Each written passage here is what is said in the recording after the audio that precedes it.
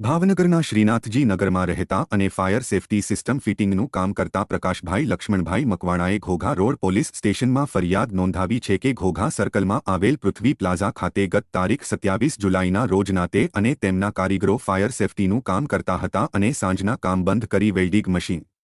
ડીસ cutter, chain block, drill machine અને hand grinder સહિત 5 વસ્તુઓ જેની કિંમત ₹15,500 થાય છે તે પૃથ્વી પ્લાઝાના મીટર રૂમમાં મૂકીને જતા રહેલ અને એક દિવસની કારીગરોને રજા હોય ત્યારબાદ તળાજા પંથકમાં કામ અર્થે ગયા હતા અને બાદમાં તારીખ 3 ઓગસ્ટે સવારે પૃથ્વી પ્લાઝા પહોંચ્યા હતા ત્યારે મીટરવાળા રૂમનું તાળું તૂટેલું હોય અને અંદર જઈને જોતો મૂકેલો સામાન જોવા મળેલ નહીં જેથી ચોરી થઈ હોવાની ફરિયાદ પોલીસ સ્ટેશનમાં નોંધાવતા પોલીસે તપાસ હાથ ધરી છે।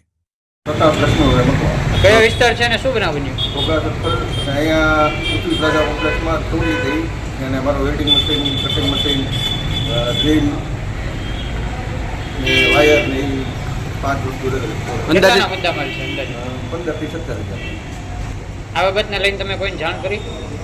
ના, અમે બાજુમાં વાત કરી હતી, પછી અમે અમારી રીતે તપાસ કરી પણ કાંઈ મેળ ના આવ્યો એટલે પછી પોલીસ